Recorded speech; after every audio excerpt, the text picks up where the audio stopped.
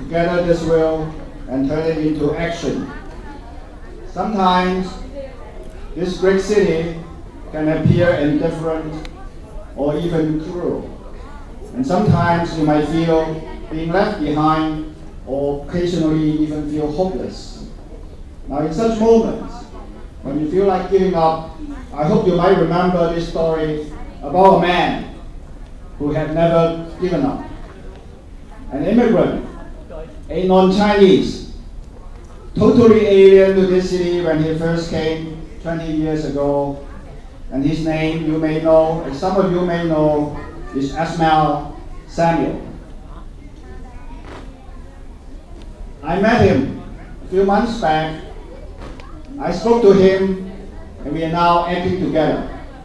Mr. Samuel joined the Pakistan Army when he was only 16, and he thought he had a bright future ahead of him.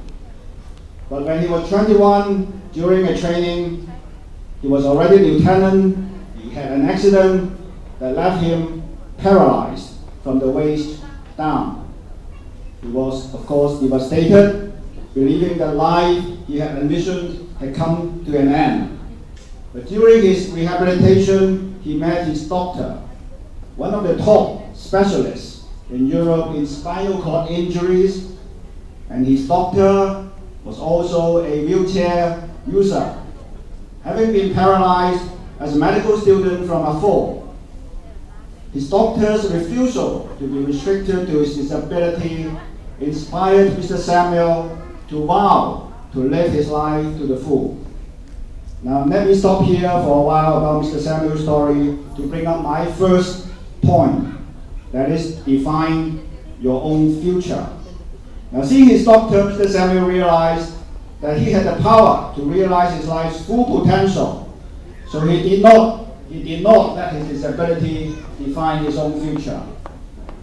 As you, students, continue on your life journey, you may come across people, nasty people, who look down upon you or even try to put you down. You may also meet people who make assumptions about who you are based on irrelevant factors like your race or your agenda or your disability. Now it's important, very important to remember that no one else stereotyped view should define you or your aspirations.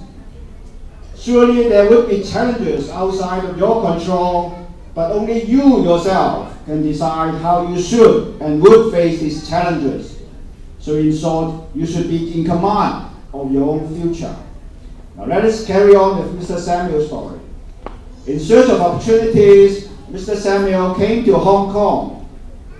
All those who knew him cautioned him against this decision, telling him that as a wheelchair user with no Cantonese language skills, he had no hope in this capitalist city. For more than 6 months, despite a lot of trial and efforts, Mr. Samuel was rejected from every job he applied to. But eventually, a company hired him to fix computers, a job for which he was overqualified by a big margin. But he took it up nevertheless, and through hard work, rose through the corporate ranks. Within about 10 years, he became the CEO, Chief Executive Officer, of one of the leading ticketing service provider for Asia. Today, he runs his own IT business. In addition, he finds time to advocate for the rights of people with disabilities in Hong Kong. For those of you who have watched the TV news on the marathon last Sunday, you might have noticed him speaking and being interviewed by journalists at the finish line to advocate for full participation by wheelchair athletes at the coming marathons. He himself competes internationally in sports like hand cycling and triathlons, not letting his disability keeping him from leading an active life he led prior to the accident. So this brings me to my next point about the importance of perseverance. Despite the countless rejections, Mr. Samuel never gave up. Instead, he kept trying and stayed hopeful. I do understand that it's hard to keep trying, but it sometimes seems like you never make it. But each time, believe me, each time you try, you come closer to overcoming that obstacle and build a life of purpose for yourself. What you need to remember is that success, for most of us, never comes easy. Success is inevitably the result of hard work, patience, and the resilience to get up time and again in the face of adversity. Of course, as you all well know, meeting adversity is often easier when you have support from friends and family. So this leads to my last point, being part of this community. You are all a part of Hong Kong, and you will play a role in writing its history. So how should you handle this role, this responsibility?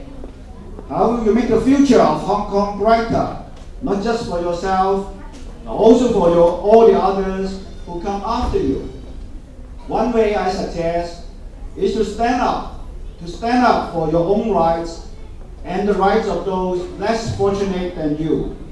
In other words, you must have a vision about the place you yourself and you would like Hong Kong to be, and most important of all, put it into action.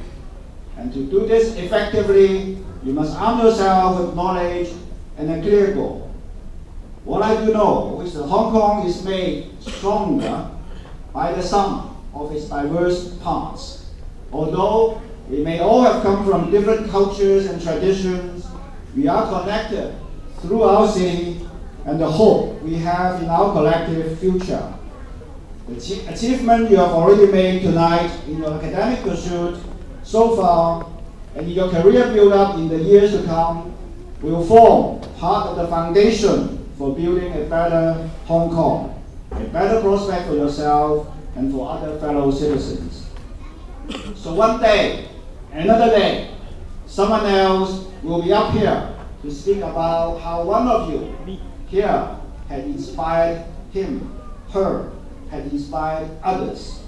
Just like I'm speaking here about Mr. Samuel, who has certainly inspired me and I hope has also inspired you too.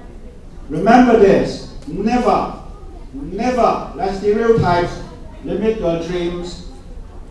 Remember, persevere in the face of adversities, and remember that your vision can help shape your own as well as this city's future. Thank you very much.